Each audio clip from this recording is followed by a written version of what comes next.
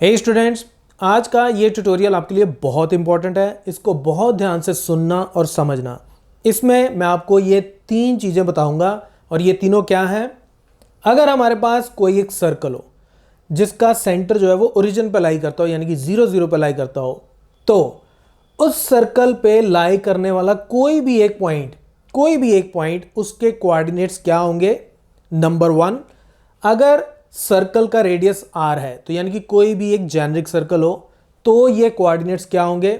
Number 2, अगर मेरे पास unit circle यानी कि ये जो सर्कल है इसका रेडियस 1 यूनिट है, 1 सेंटीमीटर, 1 मीटर, 1 किलोमीटर, व्हाटएवर, लेकिन 1 यूनिट। तो उस केस में ये जो कोऑर्डिनेट्स हैं ये क्या होंगे। आपकी बुक में एक्चुअली क्या है, +1 के जो स्टूडेंट्स हैं उनकी बुक में सिर्फ और सिर्फ यूनिट सर्कल के बारे में बात की गई है, लेकिन मैं आपको यह बताऊंगा कि जेनरिक कोई भी एक सर्कल हो तब भी आपको पता होना चाहिए कि यह पॉइंट क्या होता है। और थर्ड, इन्हीं को यूज करके, चाहे इसको यूज करो चाहे इसको यूज करो, दोनों से हम यह प्रूव कर सकते हैं कि cos² x + sin² x = 1। So let's watch and learn it.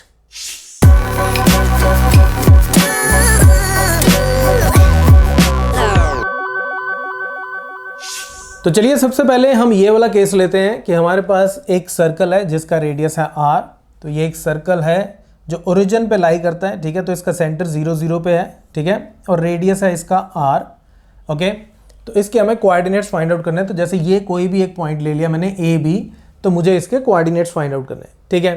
अच्छा, ये जो भी पॉइंट है, अगर अब मैं इस पॉइंट को अगर मैं सेंटर के साथ ज्वाइन कर दूं तो मुझे पता है कि ये भी रेडियस ऑफ द सर्कल हो जाएगा, तो इसकी लेंथ हो जाएगी r, ठीक है।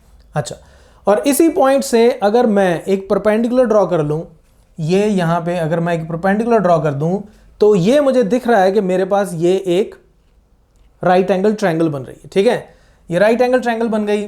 तो अगर इसके कोऑर्डिनेट a b हैं तो ये मुझे पता चल गया कि ये जो लेंथ है ये लेंथ हो गई a, ठीक है, ये x कोऑर्डिनेट, और ये y कोऑर्डिनेट, और इसकी लेंथ हो गई b, ठीक है। तो ये क्या हो गया, मेरे पास एक राइट एंगल ट्रायंगल। अब मान लो ये जो एंगल है ये एंगल है थीटा, ठीक है। लेट्स अज्यूम ये एंगल जो है ये थीटा एंगल है। अब एक काम करते हैं, इस पॉइंट को बोल देते हैं से C और इसको बोल देते हैं D, ठीक है। तो OCD is a right angle triangle, ठीक है। So in right angle triangle OCD, तो इसमें हमें पता है कि परपेंडिकुलर ओवर हाइपोटेन्यूज, तो परपेंडिकुलर ओवर हाइपोटेन्यूज ये होता है हमारा साइन थीटा, ठीक है। तो परपेंडिकुलर है b और हाइपोटेन्यूज कितना है, हाइपोटेन्यूज की लेंथ है r, तो इज इक्वल टू हो गया साइन थीटा। तो this implies b is equal to r sine theta, ठीक है। और अब हम बेस ओवर हाइपोटेन्यूज ले लेते हैं। नाउ बेस ओवर हाइपोटेन्यूज वो कितना होता है, वो होता है cos थीटा। तो बेस है मेरा a, तो a बाय हाइपोटेन्यूज ये radius r is equal to cos theta.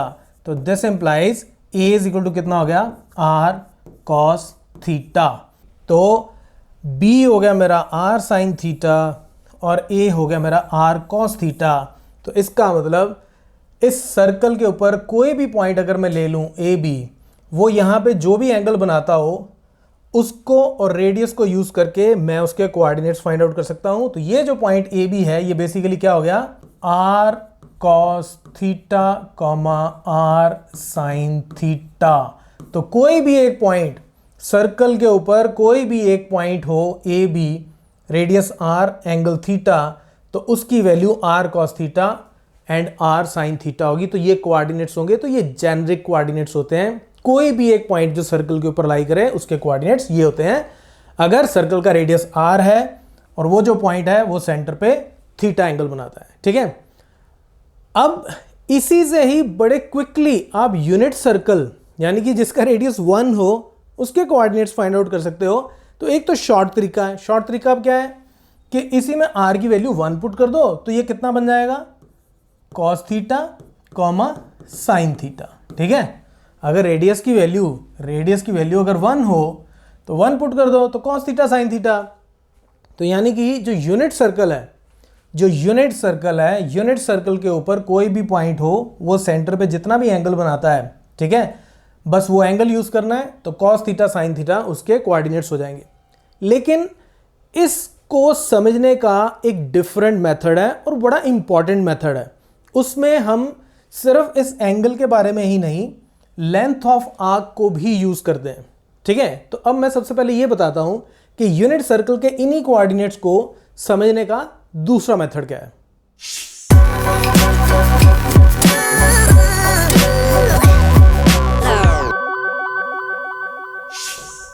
अब यूनिट सर्कल को यूज करके जो कॉन्सेप्ट मुझे आपको बताना है, उसमें एक बड़ी इंपॉर्टेंट ऑब्जर्वेशन है। वो क्या है?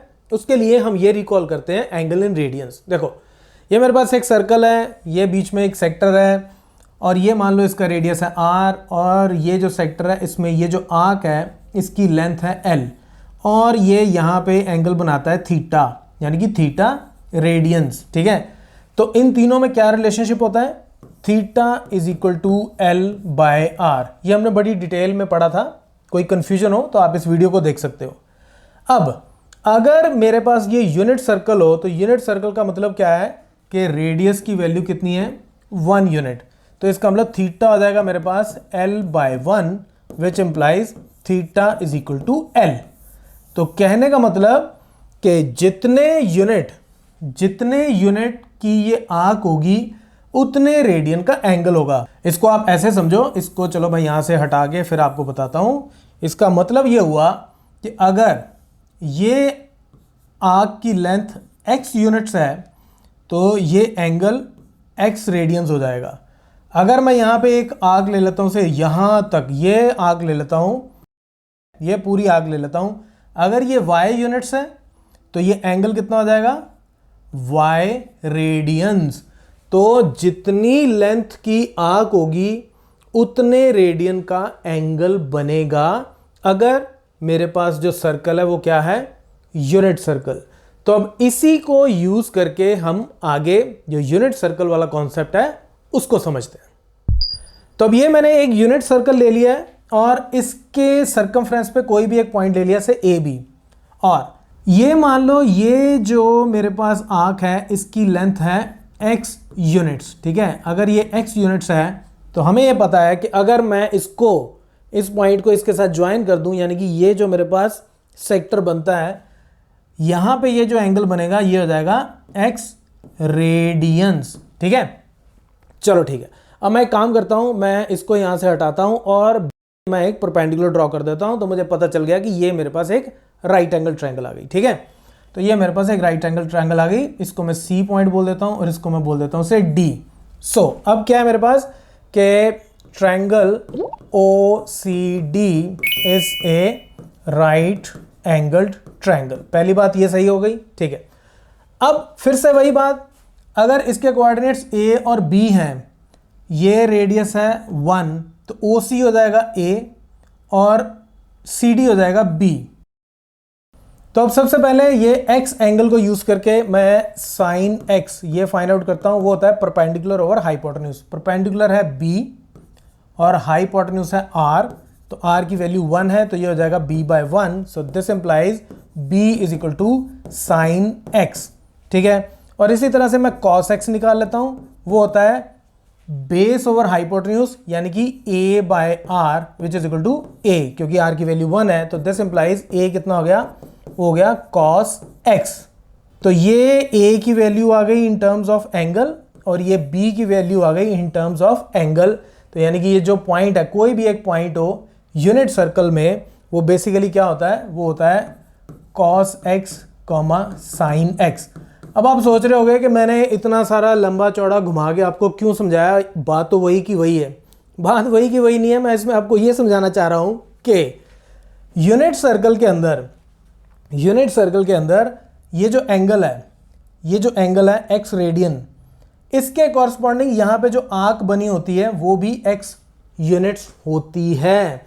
तो अगर कल को आपको मान लो कि इसी तरह से एक पॉइंट ये गिवन हो यहाँ पे यूनिट सर्कल के अंदर, अगर एक पॉइंट यहाँ पे गिवन हो और आपको बोला जाए कि इसकी ये जो लेंथ है, आर्क की जो लेंथ है, ये y यूनिट्स है, तो आप आपको एंगल की कोई जरूरत नहीं है, आप सीधा ही लिख सकते हो कि ये जो पॉइंट है ये क्या बन जाएगा, ये पॉइंट बन जाएगा cos y sin y। ठीक है, तो लेंथ ऑफ आर्क अगर आपको गिवन हो उसी से ही आप कोऑर्डिनेट को डायरेक्टली लिख सकते हो, उसके लिए एंगल सेम ही होता है, उसमें कोई फर्क नहीं पड़ता। ठीक है, तो इसी कॉन्सेप्ट को यूज करके हम आगे बहुत इंपॉर्टेंट कुछ थ्योरम्स जो हैं उनको सॉल्व करेंगे। ठीक है, अब आपको ये बात समझ में आ गई। अब हम आगे बढ़ते हैं और हम प्रूव करते हैं कि sine square x plus cos square x is equal to 1। ये हम कैसे प्रूव करेंगे।